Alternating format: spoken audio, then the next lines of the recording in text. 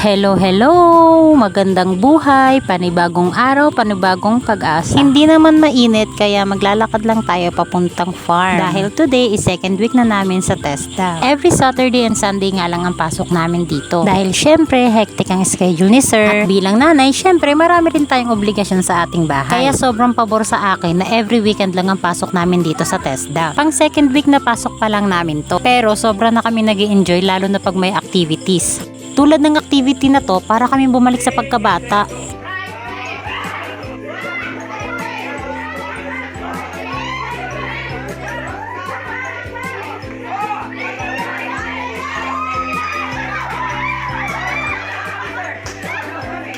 O diba, enjoy na enjoy ang mga person. Dito naman sinubukan ng aming teamwork.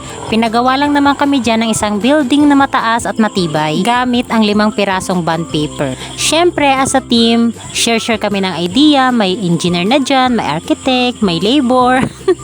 Hindi na namin alam kung anong building ang gagawin namin. Paulit-ulit kami para lang maging matibay. Ayan, akala mo mga seryoso talaga yung mga gumagawa. Akala mo talaga merong premyo na 1 milyon. Charis. Sinubukan na nga namin patayuin tong first building at sinubukan na rin namin paypayan. Kaso yung katabi ko pala ang napaypayan ko, hindi naman nilipad.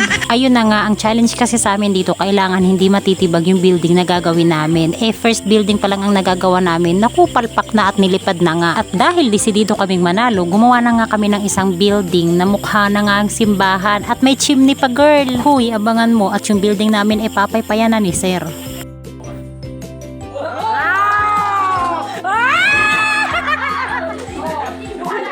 Oh, perfect. Hindi natumba yarn.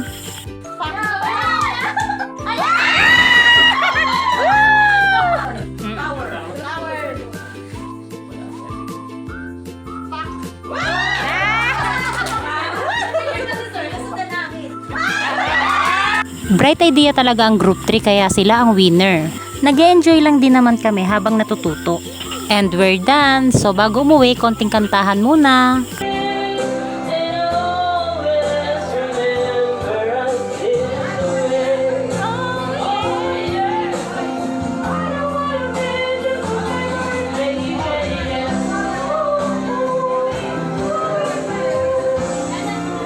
Uwian na kami.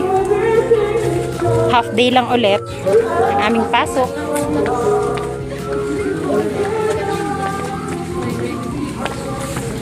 Uuwi na kami. Sana nag-enjoy kayo sa panonood. Thank you for watching. Bye-bye!